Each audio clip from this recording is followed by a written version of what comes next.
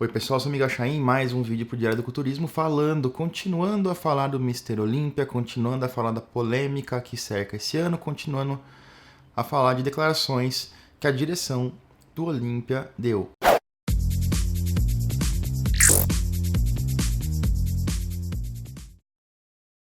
Hoje, dia 25 de julho, saiu uma entrevista na Muscular Development com o Ron Harris, que é o editor deles, e o Ron Harris entrevistou o Dan Salomon, que é o diretor oficial do Mr. Olímpia, e ele acaba sendo o porta-voz, e ele falou sobre várias coisas. Uma delas foi o caso Roden. Ele fala o seguinte, quando perguntado sobre o Shawn Rhoden, ele fala o seguinte: como uma pessoa que tem o papel de promover, fazer o marketing e desenvolver o Mr. Olímpia como um negócio, tenha certeza, não ter o atual campeão do Mr. Olímpia é decepcionante. Significativamente acaba com nossas expectativas.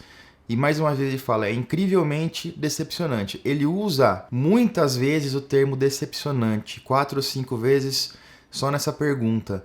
Eles frisam que a ausência do Shawn Rhoden e todo esse caso acabou sendo muito ruim para o negócio, acabou sendo muito ruim para o Mr. Olímpia como um show em si. Aí ele ainda fala que são vários níveis de organização. A gente precisa organizar o show em si, organizar diversas categorias, garantir que os atletas tenham acomodação perfeita, que corra todo mundo bem. Temos que organizar a feira, a gente vai ter 75 mil pessoas visitando a feira e tem todas as atividades que acontecem na feira. E realmente, a feira do Mr. Olímpia tem muita coisa acontecendo ao mesmo tempo. Tem competições de crossfit, powerlifting, lutas, fora os eventos que tem por ali envolvendo o Mr. Olímpia.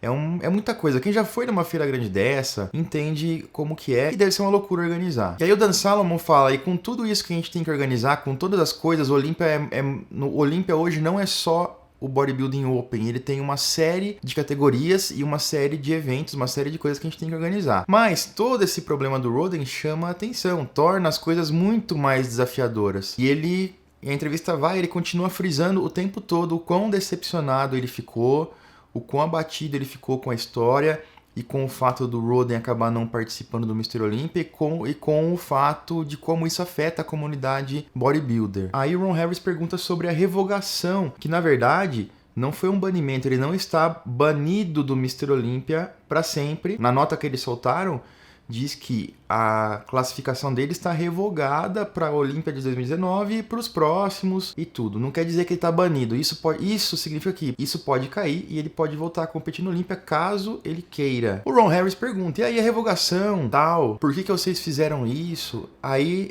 o Dan Salomon fala o seguinte, o Dave Packer, que é o CEO da AMI, que é o dono de tudo, recebeu as informações e ficou consternado. Ele passou muito tempo estudando e ponderando o que podia ser feito, o que devia ser feito, e ele ficou ponderando com todas as informações que ele tinha em mãos. Aí o que ele tinha em mãos naquele momento, que era uma extensiva investigação de um órgão sério da lei, um mandado de prisão, uma fiança de quase $1 milhão. Tudo isso tem um peso muito grande, tudo isso tem um peso de mídia muito grande, um impacto que não foi muito bom. Para casos, aí o Dan Salomon fala assim, para casos como esse, e ele está se referindo a atletas de alto nível com problemas legais, problemas com a lei, tem um script para isso, tem algumas coisas que se faz rotineiramente. Então ele fala, o Dave Packer foi conversar com os donos de grandes times esportivos, foi conversar com os donos de grandes ligas esportivas, ele não menciona qual, mas fala isso, e falou com os advogados da AMI, mediu todas as informações e o fator que acabou sendo determinante foi o mandado de prisão. Isso também, o Dan Salomon frisa diversas vezes ao longo do vídeo que o que pesou muito na decisão deles foi ter um mandado de prisão expedido. Aí o Dan Salomon fala uma outra coisa, que é a seguinte, ele fala assim, existe uma premissa de que todos são inocentes até que se prove o contrário, e ninguém acredita nisso mais do que eu, Dan Salomon. Mas, quando se é dono de uma empresa, você tem que tomar a melhor decisão possível para a companhia,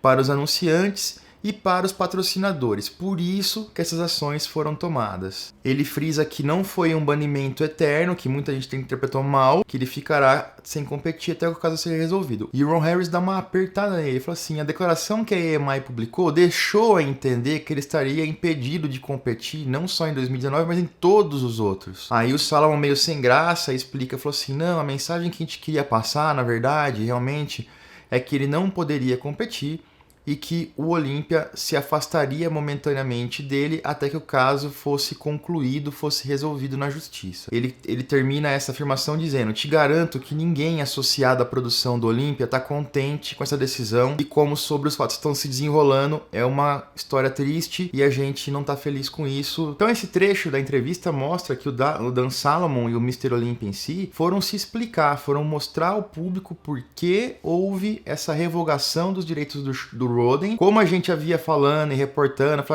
eu acho, imagino que seja por isso. Realmente, a EMI é uma empresa, eles visam lucro, eles visam dinheiro, eles estão visando ali manter uma boa imagem perante a opinião pública.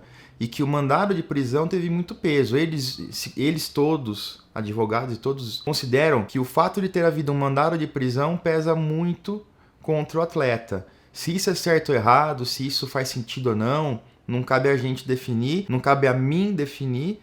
Estou só passando a informação, repassando e mostrando o que o pessoal do Mr. Olympia alegou sobre o caso. A gente aguarda mais informações, esclarecimentos sobre o Shawn Rhoden. Ouvi dizer que ele vai se pronunciar, atentos com isso, que ele vai se pronunciar em breve para falar algumas coisas para os fãs. A gente aguarda a resolução do caso e sempre que tiver novas notícias, tenho certeza que eu vou estar aqui para transmitir para vocês. Vou ficando por aqui e até a próxima.